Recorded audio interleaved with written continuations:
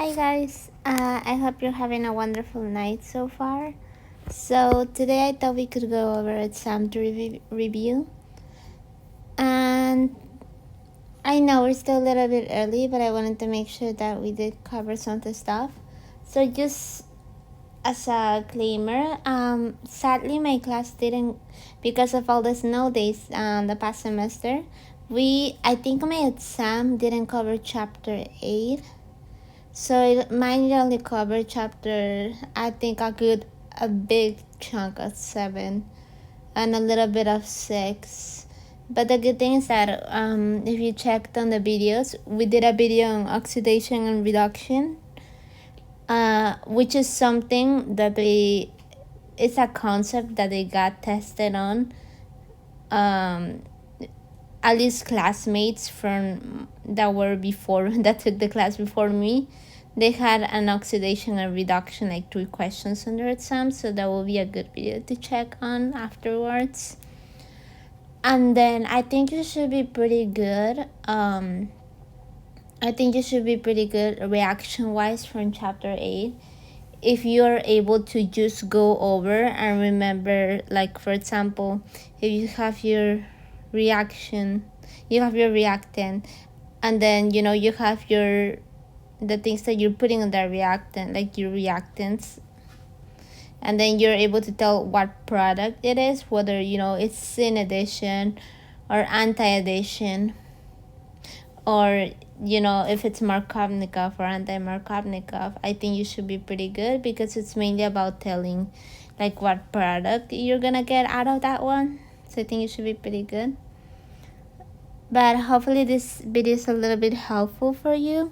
In this video I'm gonna go over my exam from exam 3. So before we actually start covering, I got an email asking me like, how do you know what is monosubstituted, disubstituted, and trisubstituted? So then you have like your carbon-carbon double bonds, as you see. So substitution is mainly about the carbon-carbon bonds that are connected to this. So mono means 1, di means 2, tri means 3, and then tetra means 4. So it's mainly about the carbon-carbon bonds that are connected to that double bond. So for example, we can have up to 4. That's the major one. But mono substituted, you can see we only have 1 carbon-carbon, while the other ones are just hydrogens. While in disubstituted, we have 2 carbon-carbons connected to that double bond, and we have 2 hydrogens. And then in trisubstituted, we have 3 carbon-carbons. And then here we have 1 hydrogen. And then in tetra, it's just carbon-carbons all around them. And it can be something else other than hydrogen, but I just wanted you to be able to see like that substitution is mainly about the carbon-carbons that are connected to it. And of course, tetrasubstituted is going to be our most stable one, while monosubstituted is going to be our least stable one. So I guess we can get started. You're going to see that I did some notes beforehand, so just so we can save some time. So then question 1, rank these nucleophiles from slowest to fastest with respect to the rate of reaction with propyl chloride. So as you can see, I just drew the propyl chloride and the nucleophile, and then I drew the reaction overall, just because I feel like, me personally, I cannot tell anything just by looking at that. I need to see it visually. So then just by looking at it and knowing that this is a primary, and then that we also are dealing with nucleophiles, we can tell, just by knowing that we're dealing with nucleophiles, we know that it's gonna be a substitution reaction. Since we know that it's primary, it's rather likely for it to be it's really highly likely for that one to be an SN2, just because it's primary.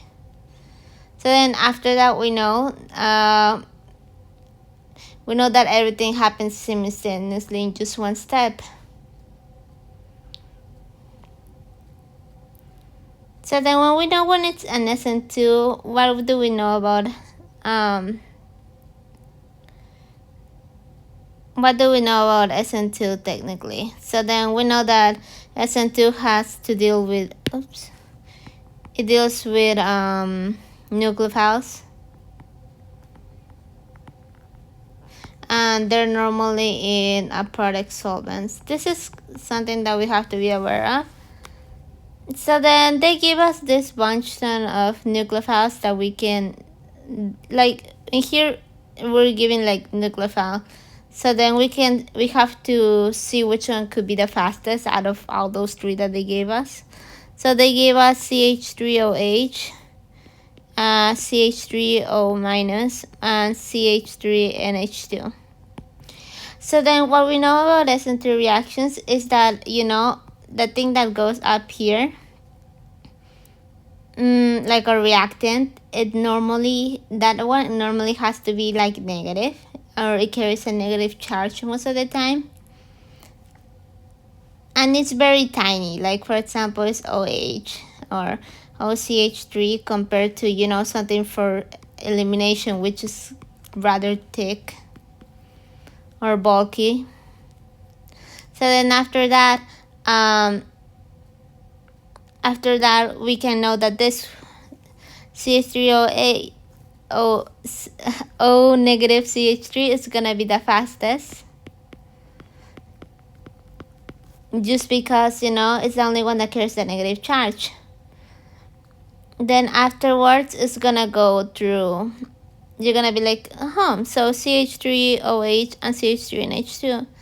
So technically those two that will be rather slow, but you will be like, which one will be a little bit more faster? So that's why I drew this chart over here. So then technically our nucleophile and our base strength goes in this way on the periodic table. That direction right there goes to the left. So then you could technically tell already that nitrogen is going to be a little bit more stronger than oxygen. So then knowing that, we can say that our second best is going to be the one carrying nitrogen. And then our last one, the slowest, it will be CH3OH, giving us the answer that we had right here. The main takeaway that I wanted you to get from this is that nucleophilic and base strength, it goes this way, it goes to the left. And also you have to consider your solvents. So then in a reaction you already know that it goes this way. Like in a reaction, you know, you have your reactant, and then you have your products, and then you have your stuff in here, and this is your solvent most of the time. So then when we're talking about your solvent can be product or a product.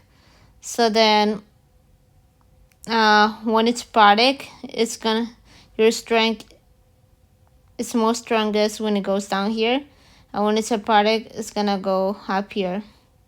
So for example, if they told you, like, if you're told like if fluorine or chlorine is stronger in like an SN2 reaction, an SN2, you know that it's normally a product, so it will be fluorine. But if, for example, you're told that for an E2 it's gonna be chlorine, just because E2, they go in product solvents most of the time.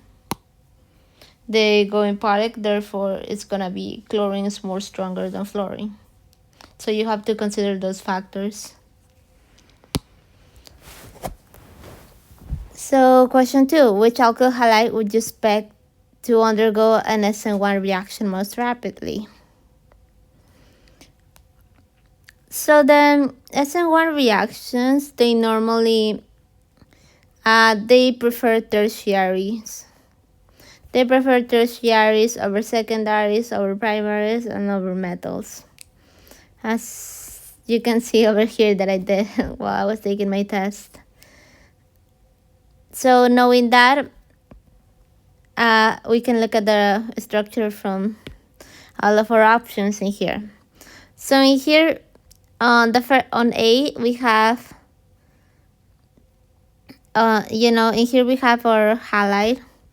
Here we have that carbon. So then that carbon is connected to other 1, 2, 1, 3. So therefore that one's gonna be a tertiary halide. That same goes in here. That carbon carrying that chlorine, it has 1, 2, 3 carbons surrounding.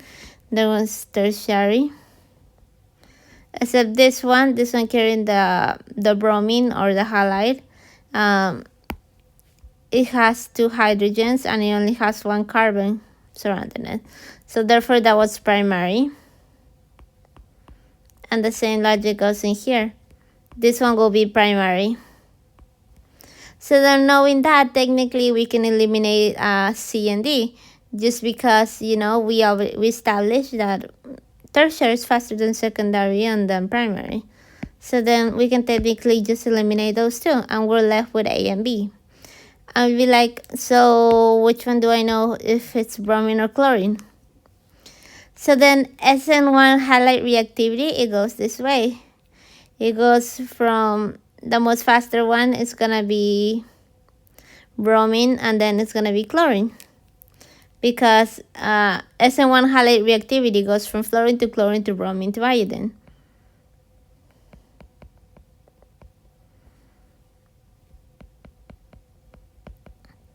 Knowing that, we can say that A is gonna be our answer, because if you see your chart down here, you can see that bromine is gonna be way stronger and way faster.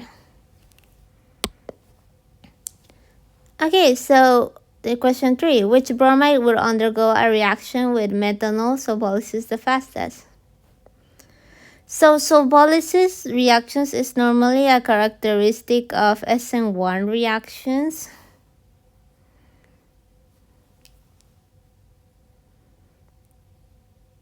So then SN1, so some things that we know about it, that, tertiary over secondary over primary and over metal. So then if we look at the structures in all of our options, for example, in here we have a carbon, this one's secondary. And here we have a carbon 1, 2. We have a secondary, but this one's resonance.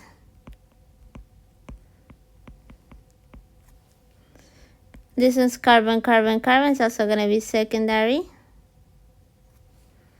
Then here we have a carbon, but it only has 1 carbon attached to it, so therefore that one's primary. So then technically, we could technically just eliminate D, just because that one's primary and the rest are secondary. So here's the thing. I didn't notice this when I was taking the exam, but I did notice it now that I went over it like 3 times. Like A and C, they're the same answer. But I think the main logic is that B is resonance stabilized. Resonance stabilized, they most of the time, or 99% of the time, they make things go way faster.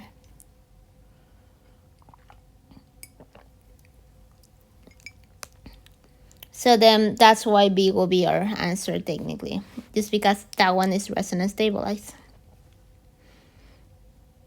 And how do I know that that one's resonance stabilized? Because,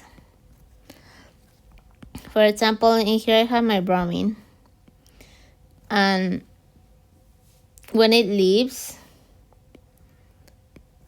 we're gonna have a positive charge. So then that positive is gonna be able to be stabilized by resonance.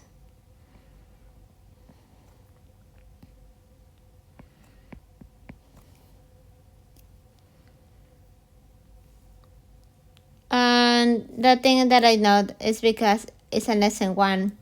SN1, they normally, the first thing that happens is that our leaving group, like we did in here, we first have a loss of leaving group. And then our second step is that we'll get like a nucleophilic attack.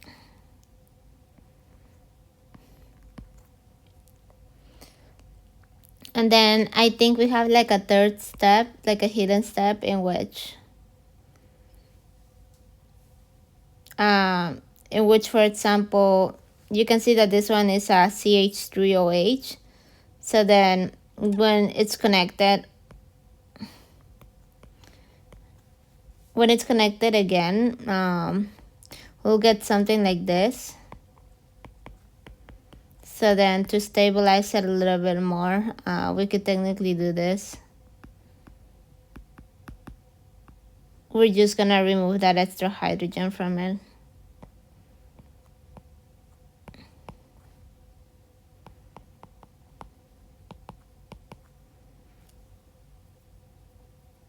And that will be kind of like our product.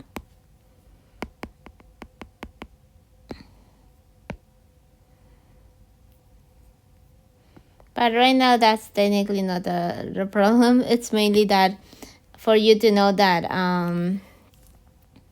that technically when we're doing SN1s, the first thing that happens is our leaving group. So we'll end up with a carbocation. And since we have a carbocation really close to a double bond, then we're able to do resonance.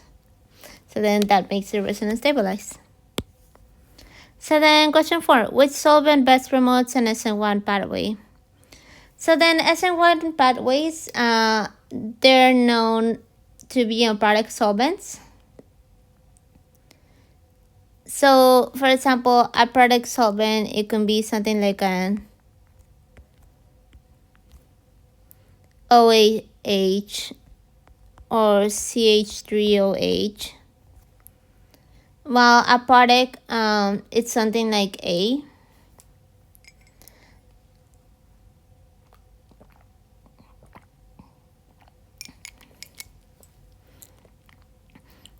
So SN1s, they do product solvents, and a product, and the other reactions that they like to do product solvents are E1 and E2. So the exception is for SN2 reactions that they like a product solvents better than product. So then a product solvent is normally characterized by a hydrogen being connected to the most electronegative. That's why something like A, it's a product.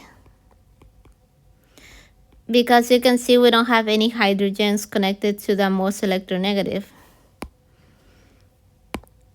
Which is kind of easy because, you know, our product A means that there's no. So no H's. So then technically we could rather eliminate A. And then we have B. So we already technically know that B is our answer because we have a hydrogen connected to the most electronegative. But we can look at C. So then if you look at C, you'll be like, that could maybe work bad. Not really, because chlorine are our most electronegative, and we don't have any hydrogens connected to it. We have a hydrogen connected to a carbon, but not to a chlorine. So therefore, we wouldn't be able to, that one wouldn't be a product solvent. So I would rather eliminate that one. And then pentane. Well, pentane, technically, if you think about it, the structure is this way. Out through, like if I were to expand it, the structure is all throughout. And you technically, like, carbon is the most electronegative, and we have a lot of hydrogens around it. Yeah, but not really, since everything's the same if you think about it. So like on all the sides, everything's the same. So there wouldn't be like a pull, like an electronegative pull towards it. And also there's carbon-carbon bonds in it, and there's, you know, there's no like an electronegative pull from carbon-carbon bonds. So then therefore our best answer will be B.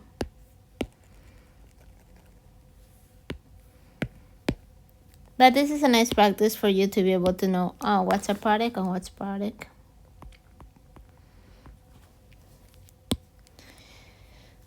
So then question 5. So the effect of doubling the volume of solvent for the reaction will be to multiply the reaction rate by a factor of. So I did find this kind of tricky because this is kind of mean because they don't really teach you this on the book, and they don't really teach you this on class. So in my opinion, it shouldn't be there. When I took this class, luckily I had this question on a quiz. So I probably got it wrong on the quiz, but then that led me on for me to search it up online when I was taking it. So it was really helpful for the exam and for the final after doing further research on that. So then something that I was able to find out is that when the volume is double, the concentration is half. So that is something that you have to just remember, because we are indeed told on class that SN2 is gonna equal to the rate of K times nucleophile times the alkyl. The same goes for E2. That the K is the base times the alkyl. While E1 and SN1, the rate is K times alkyl.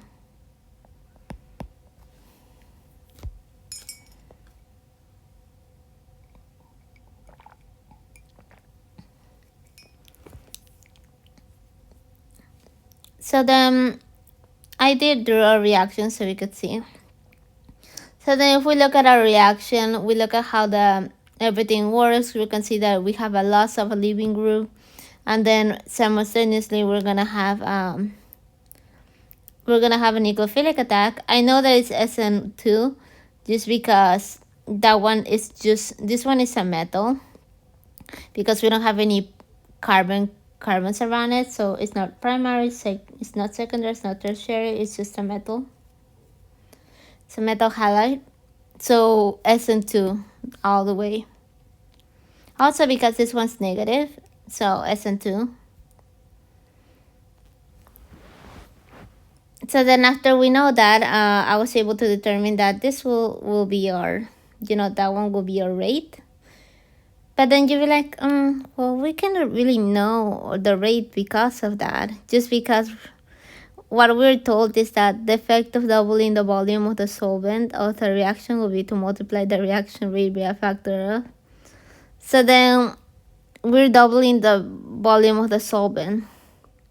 So then when we're doubling the volume of the solvent, we're halving everything.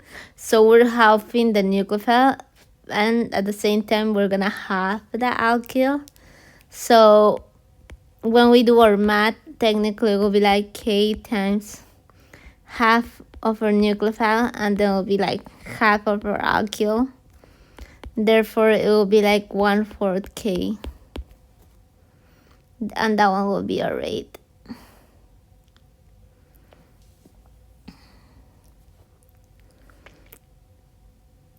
So that is something that you have to remember. So then when the volume is doubled, the concentration is halved.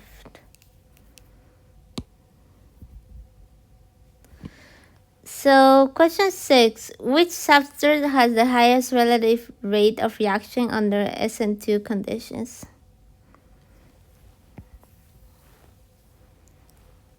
So then let's see.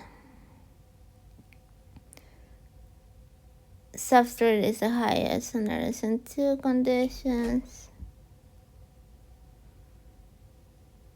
Okay, so our substrate is gonna be the one that carries the halide, or the most electronegative, or the one that carries our leaving group. So then technically we will be able to eliminate D instantly because we don't have a leaving group from that one.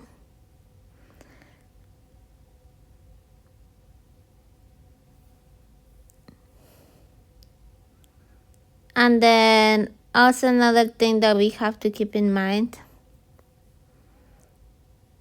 Let's see, CH2, CH3, fluorine, bromine. I was looking on why I cancel fluorine. Okay. So then I was gonna say that we have to look at if it's primary, secondary, tertiary. But if you look at here, technically everything is primary because, we first see what is connected to the living group, and then we see how many carbons it has around it, and all of them they have one. So it's gonna be determined on on what's connected to it.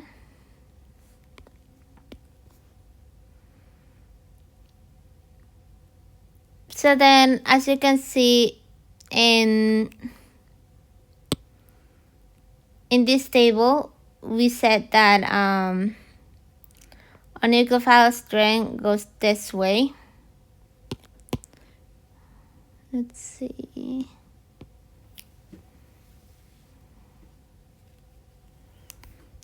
We said that our nucleophile strength goes that way, but then these ones are really good living groups. And we normally only use that knowledge when we're comparing nucleophiles, but this is about the substrate. So we're not talking about what's attacking it. We're talking about that thing that it's leaving. So then when we're talking about what it's leaving from it, it goes that way. It goes from fluorine to chlorine to bromine to iodine. So then the rate of reaction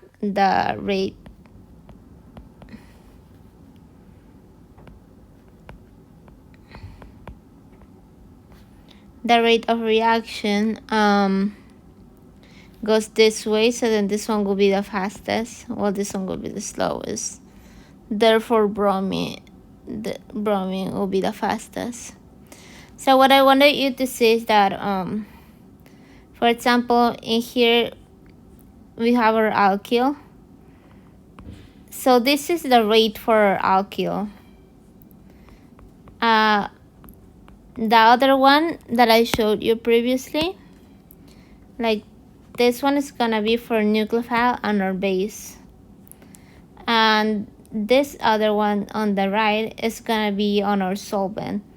And if it's product, it's gonna go down, and if it's a product, it's gonna go up.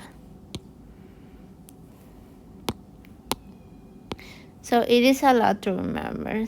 I'm really sorry about that, but I promise after a while it does get a little bit easier. I feel like this one and knowing about nucleophile base is pretty easier. The one that complicates it a little bit is the product on a product one.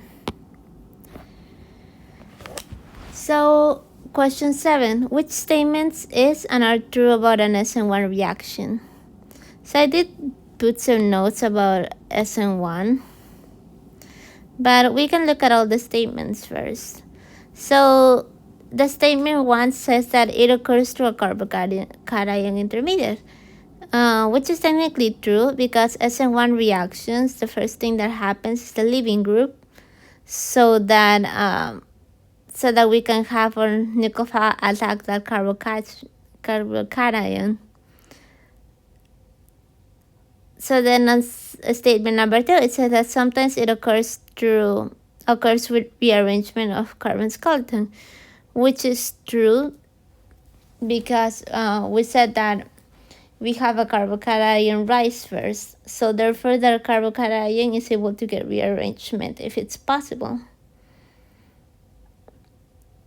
And then statement number 3, it says that it's a stepwise reaction, which is true because SN1 reactions are unimolecular. So then not everything happens at once, it happens on steps. Unlike SN2 reactions where everything happens instantly. So then we know that SN1 is unimolecular, it's a stepwise reaction, and the leaving group happens first, so we have a carbocation rise, and then the carbocation is able to do rearrangement if possible.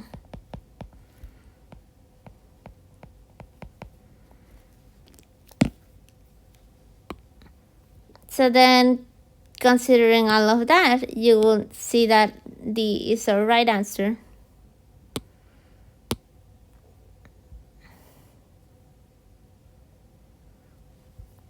So then 8. For the reaction shown below, the resulting stereochemistry of the expected product is best described at. So then this is a pretty good example of chapter 8. I feel like what I said before, it was really that we wouldn't be getting, like, at least for my case, we wouldn't be able to get to like the really, really hard reactions of chapter 8. We'll probably get to the easier ones, at least for my exam, due to time constriction because of all the snow days that we got. So then on question 8, so then we know that if we get this reaction, we know that we're just adding a double bond on one side. So no, we're adding one hydrogen on one side. We're adding one hydrogen one side of the alkene and another hydrogen on the other side of the alkene. So we're adding two hydrogens. And those happen by syn addition. So then if we have stereochemistry, for example, both of them, they will be added in wedge or dash dash. If this doesn't really make sense, I feel like it will be a lot easier if you check out on the previous video on chapter 8, just because it's a lot of reactions, and I think this one's it will be really helpful before going over this review.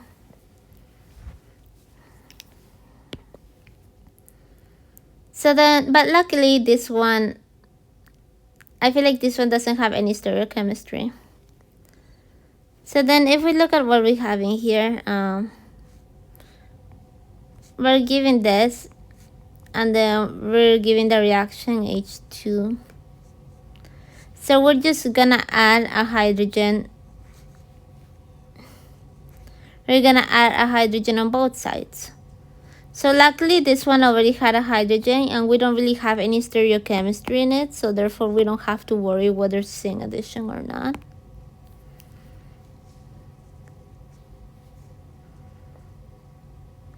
So then, like I said, 1,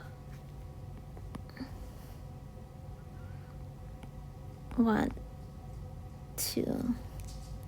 So like I said, we're just gonna add another hydrogen across that double bond.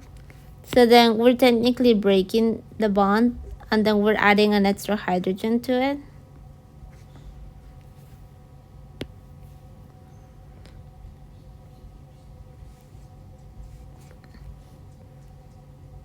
So then technically my product, it will be that one, without showing the hydrogens, just hiding them. And this thing is the same as this one. So then if you think about it, technically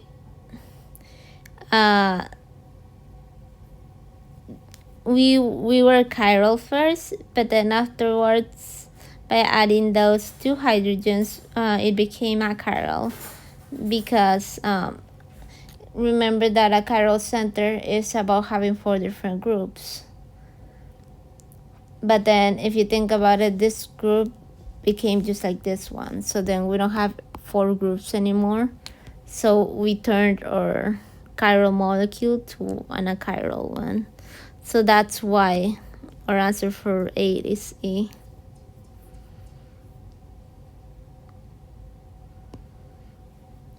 So then question 9. So which of the following is the correct mechanism for the elimination reaction of 2-bromo 2,3-dimethylbutane with methoxide? So we're given the key that it's an elimination reaction, and then we're doing methoxide. So elimination, and it has a negative charge, it's most likely that it's an E2 reaction. E2, you know that it's bimolecular, and everything happens simultaneously. So everything at once. So then the mechanism for E2 is a proton transfer and a leaving group. Having our base, our base is gonna take a hydrogen.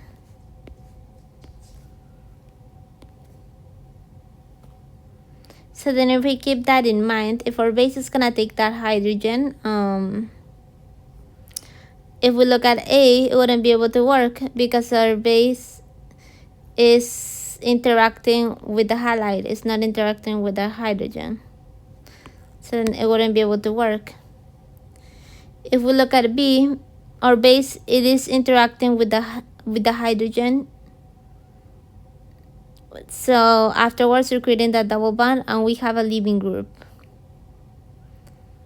So then B will be the right answer. But I do want to go over on why C is wrong. So for example, in here we have our base, right? And we said that our base takes a hydrogen, right? But in here, it's not really taking a hydrogen on C. So that one wouldn't be right. And then on D, it seems like they're trying to do the base to do a nucleophilic attack, and that's not possible. So then that wouldn't be the correct answer either. So then you have to remember our E2 mechanism. So then in E2, we're doing that proton transfer. And then that proton transfer is gonna make a double bond, causing a leaving group. Or you can also think about it this way. We take out this, the base takes a hydrogen from it. So then technically we get like a negative charge. And then we have our leaving group. So then we technically end up with a positive charge in here. And then that ends up doing, that ends up doing a double bond between the negative and a positive, giving rise to this one. So then you can technically think that if we're doing E2, we're doing bases, and bases, they normally, in that case of E2, bases, they take off a hydrogen from the molecule. So then in question 10, which alkene would yield 2-methyl pentane upon subjection to catalytic hydrogenation? So you do have to kind of remember the names of it, but it kind of gives it away. Hydrogenation, like as we have halogenation, for example. Halogenation, it mainly will have to do with halogens, so either chlorines, bromines, or hydrogens. Since we're doing hydrogenation, we're just adding a hydrogen, and we're adding one hydrogen to one side of the bond, and we're adding another hydrogen to the other side of the bond. And it's also syn addition. And if you want like a visual representation, that's how it's gonna look like. So what they want is us to get 2-methyl pentane. So this is 2-methyl pentane. So then they're saying, what do we need?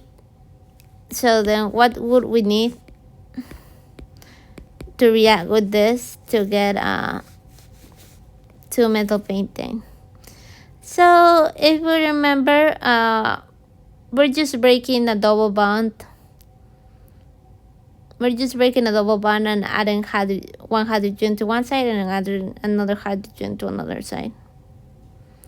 So the one that looks most similar to our answer, it will be D, or 4.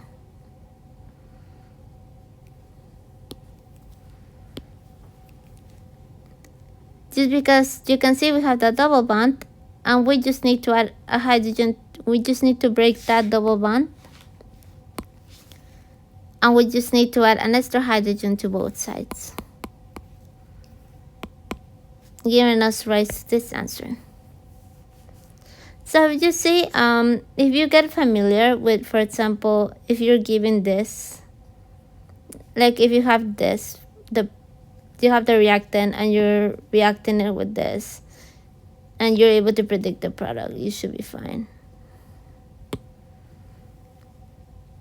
So then question 11, what is and are the products of the reaction?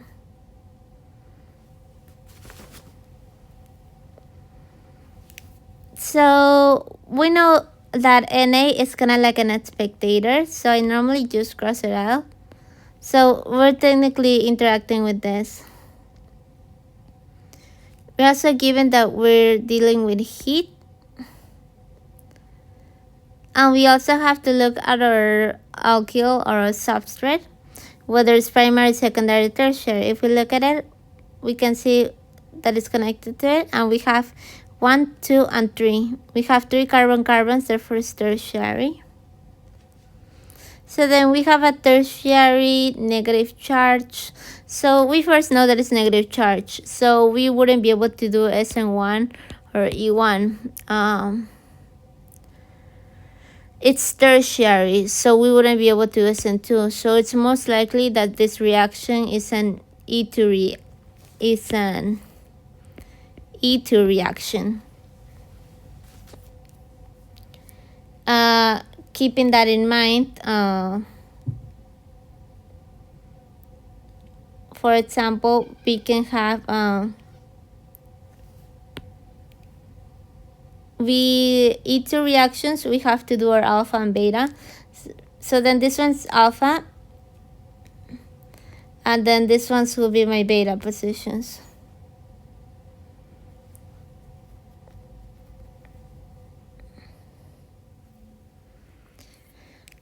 So then in alpha and beta, I'll have to see whether I have hydrogens connected to my beta ones, and luckily I do. So I will be able to get at least more than one product. So then I can instantly eliminate C and D, because I can see that I can get 2 different products out of this. So then I know I can get 1 product from here. And this one, it will give rise to the same product, just because these 2 sites are alike.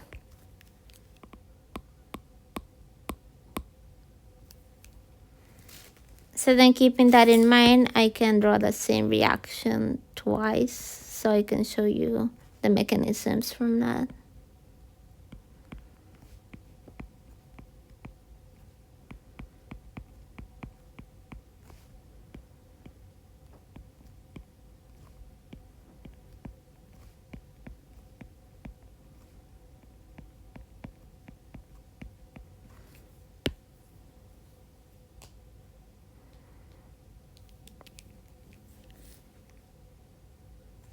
Okay, so then this is my alpha and this is my beta. So then, like we said, my base is gonna take a hydrogen from here.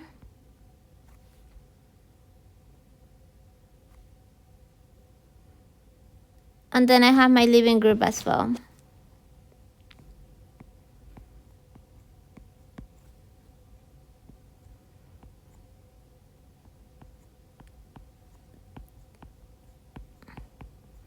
And then since I have a leaving group right there, I would just have a positive charge in here. So then I am able to afterwards do a double bond between that negative and that positive. So then this one will be one of my products. So then I have my alpha. So then I did look at my product app. So then I can either use this side or this side. So I'm just gonna use this side because it's way easier to take that hydrogen from that side than from the other side.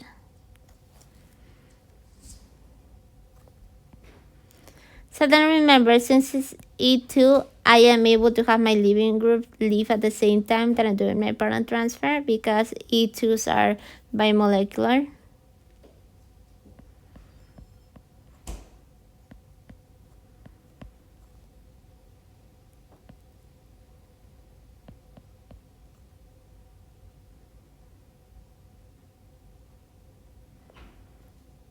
Oh, so, but they're showing they're showing it a little bit different.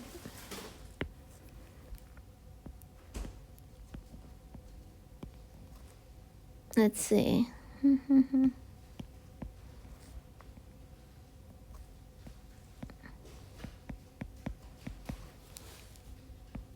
Like, it was correct how we were doing it, but the thing is that, and if you look at the answer, they were showing it in a different way. So I guess we are gonna have to attack this one. Not really attack it, but like we're gonna have to do a pattern transfer with that one. So then we have to remember to do nucleophilic. No, we have to our leaving group. So then that one leaves. We have a negative charge, and then afterwards we're able to do a double bond between that negative and that positive. So then afterwards you'll be like, okay, so which one's my major and which one's my minor? So then this goes to the knowledge about Zaitsev and Hoffman. So since this one, if you look at it, that one's not bulky.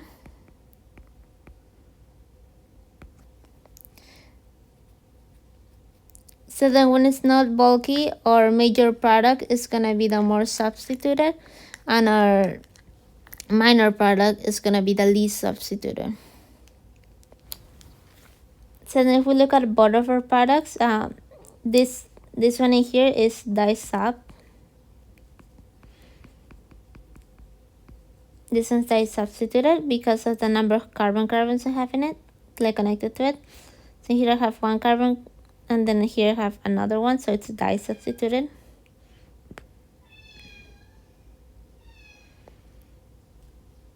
When here I have 1, 2, and 3. Sorry, 1, 2, and 3 carbons. So then first try substituted. Like remember, is about double bond, and then how many carbons are connected to it. So then we did say when it's not bulky, the major product is going to be the more substituted. So then this one's going to be my major, and then this one's going to be my product. And that's why B is the right answer.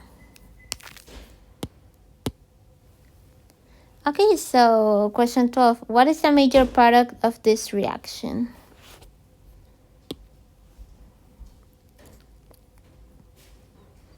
So then one thing that we have to keep in mind is about coplanar relationships. So then coplanar means that we want our leaving group and the hydrogen to be on normal bonds. So not on a wedge or nor in a dash. So if you look in here, I do have my iodine, my leaving group, on a normal bond, so we can leave that one alone. But then in this area, I have my hydrogen on a dash, so I'm gonna twist it around so I can have it on a normal bond. So I'm just gonna draw them as it is.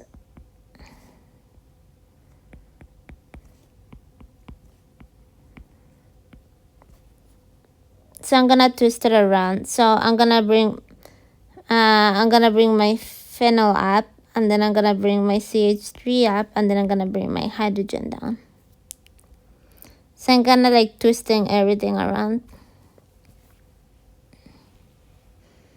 After that, you can see that I have this coplanar relationship. Like both of them, they're normal bonds. So then that means that I'm able to remove them and then create a double bond between them.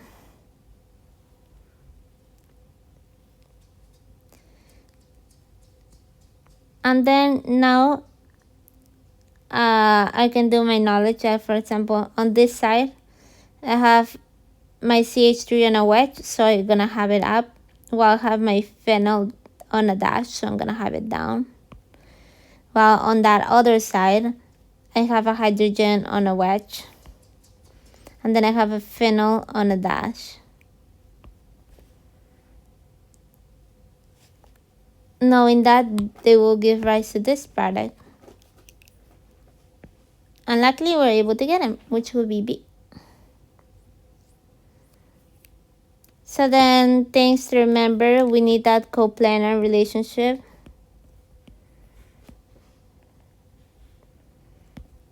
Between the leaving group and H. And then that, dashes point up and wedges down.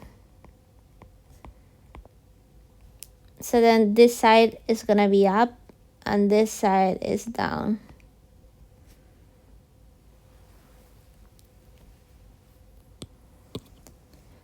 So question 13, which of the following is the most stable carbocation?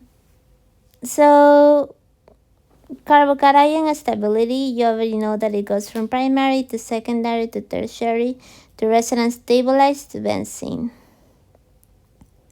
So then which is the most stable carbocation? So we technically just have to identify whether A, B, C, and D are primary, secondary, tertiary, or resonance stabilized, or benzene. So A is secondary, just because of how many carbons it has around it.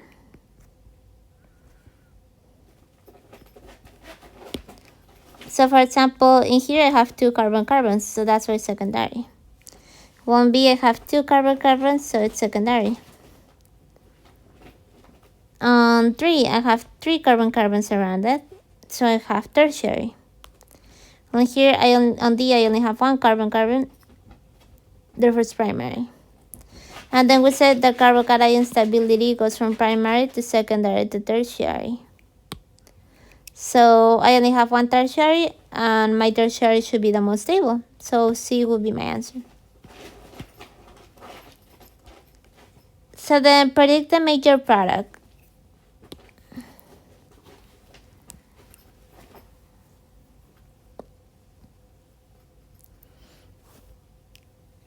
Okay, so then let's see. So then you'll be like, phenyl, what is that? Okay, so then these ones are phenols. So it will be way easier to visually just draw it like that. Phenyl, bromine, hydrogen, and then CH3, and then hydrogen. Okay, after we know that, we have our base, and it's an E2. That's why I put a negative on it, because it says that it's E2, and E2 normally have negative bases. So then it's just like the knowledge that we used before. We're gonna need our hydrogen and our leaving group to be on normal bonds.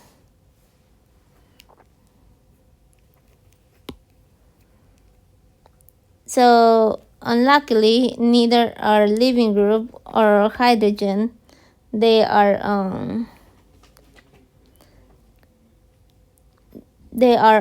negative.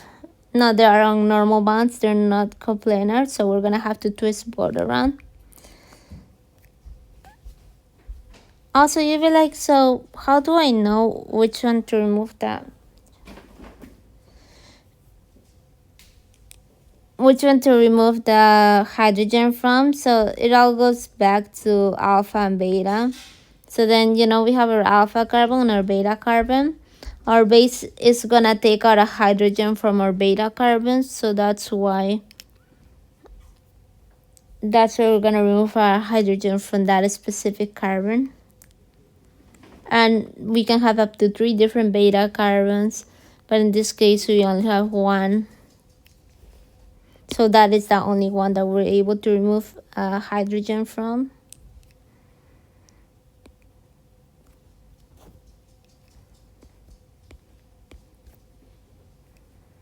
Then again,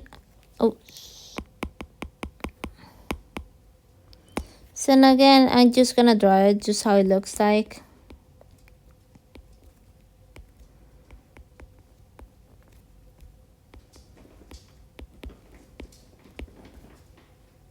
So I'm just gonna leave this one alone, but then I'm gonna twist the left side around first. So then let's see. I'm gonna bring my hydrogen up, I'm gonna bring my CH3 up, and then I'm gonna bring my phenyl down. Okay, so then now I have my hydrogen on a normal bond, and now I want my bromine to be on a regular bond.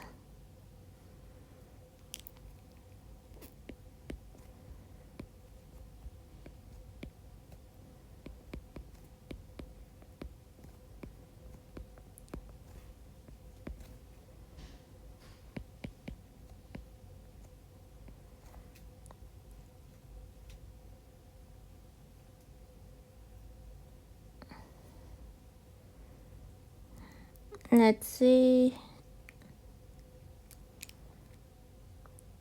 So if I bring my phenyl up, then I'm gonna bring my hydrogen down, then I'm gonna bring my bromine down. So if I twist it that other way,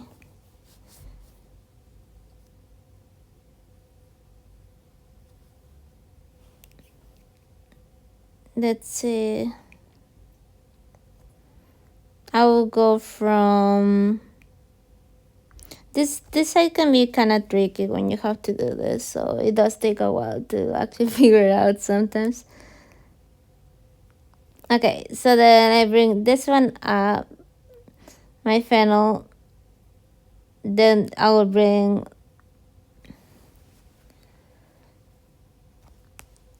oops, where are we at? Okay, so I'll go from phenyl up to hydrogen.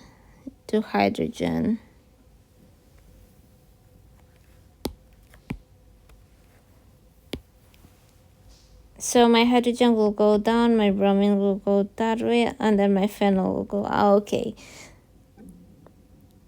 So then I'll have this one, phenyl, bromine, and hydrogen.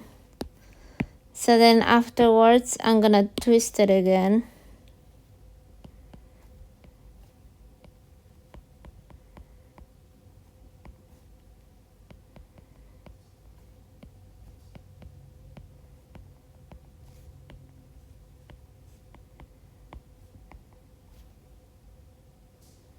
So I can have that bromine down.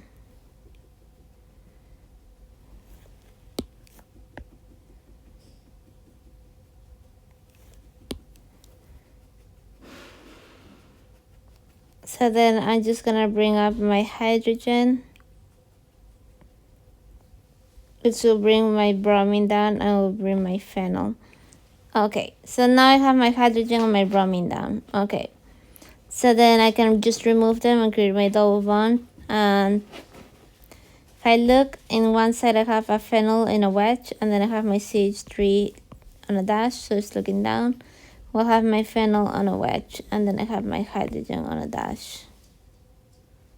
So then it will give rise to this product. And the one that looks like that is A. So that will be my answer. So question 15, what is the major product of the following reaction? So then K is also an spectator as well, so then I can technically eliminate it. And this one will be negative. So then I did do the solvent, but I just wanted you to be able to see that it will be a product solvent. And you can see it because of the OH relationship. We have a hydrogen connected to the most electronegative. So therefore it is product. So we have a product solvent and it's negative. This one is bulky because you can see how big it is. So you can see that it's bulky. And then we can look at our halide. we have 1, 2, 3, so it's tertiary. So tertiary negative. So once we know that it's negative, we can eliminate SN1 and E1. And SN2 doesn't happen on tertiary, so we have an E2 reaction.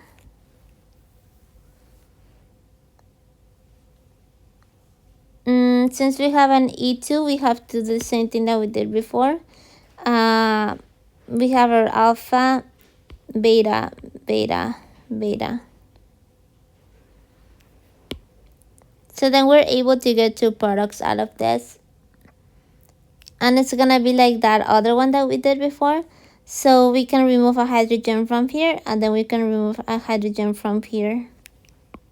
Or from here. It will give rise to the same product. Just because both sides are alike. So if I was to remove from so then we're gonna remove from this side and from this side.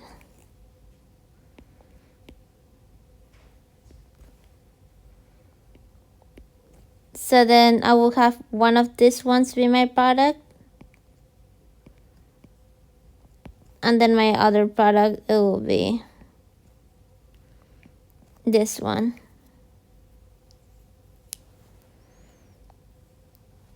But you'll be like, so which one will be my major and which one's my minor? So then we said that this one's bulky.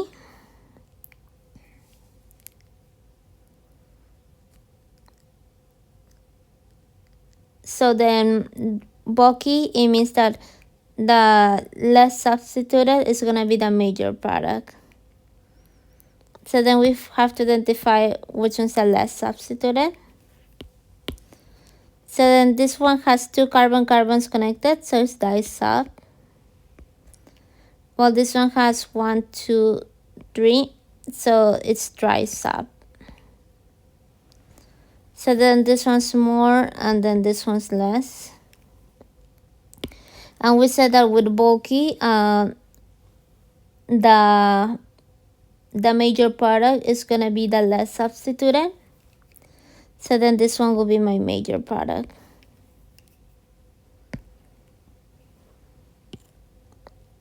So then B is the right answer. So then question 16. What are the configurations of the two stereocenters in the molecule shown below? So then we're back to doing chiral centers and RNS.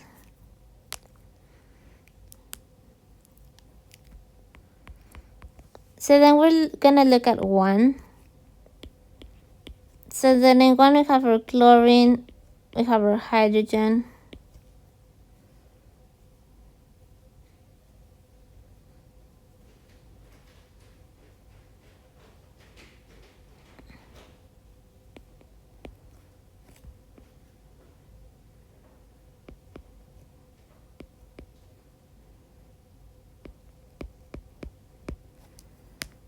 Okay, so then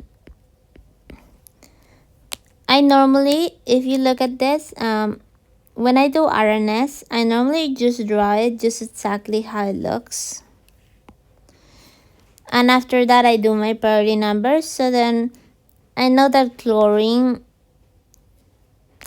is gonna hold my number 1 position, and the hydrogen is gonna hold number 4.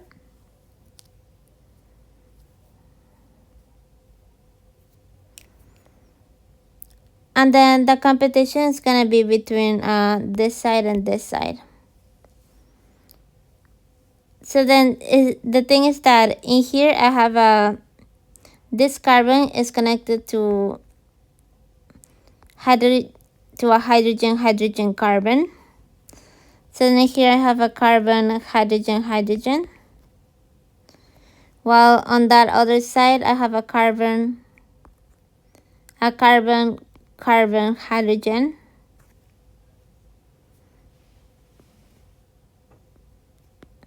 So then this one's gonna have higher priority than this one, right? Because it's connected, it has 2 carbons over 1. So then 1, 4, 2, and 3.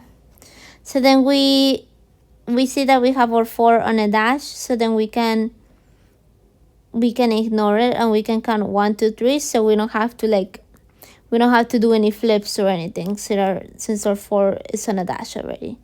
So then we do 1, 2, 3. If it's clockwise, it's R. And if it's counterclockwise, it's S. And since it's clockwise, this one's gonna be R.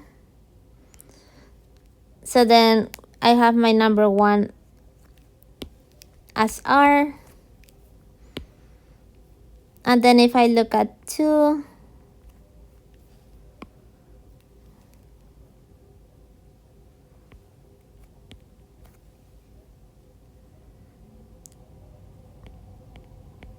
I have my hydrogen. And I have CH2, CH3.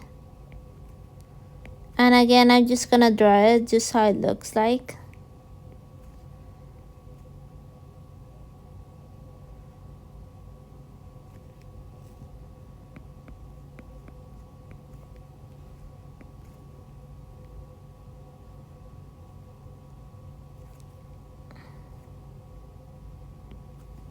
Then let's see, in here I have a carbon that's connected to a chlorine, the hydrogen to a carbon.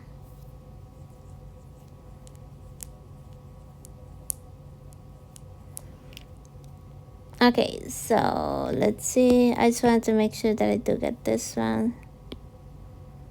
So I have a carbon, hydrogen, hydrogen.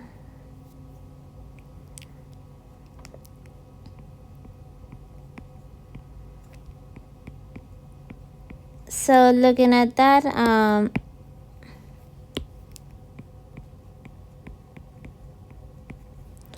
gonna just redraw it but without the letters. So hydrogen, it holds the lowest priority number, which is 4. Then my highest priority number is gonna be the one that carries the chlorine, therefore it's gonna be 1. Then this one carries oxygen, therefore it's gonna be 2. And then this one's gonna be 3.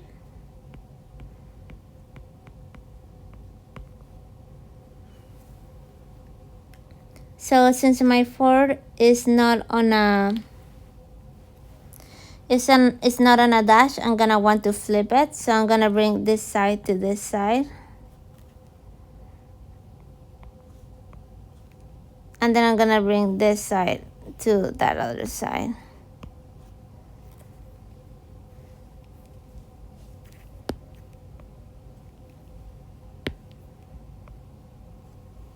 So then I can count 1, 2, and 3. And then I can see that that one's also clockwise. So then it's gonna be R. And I'll be back in a second.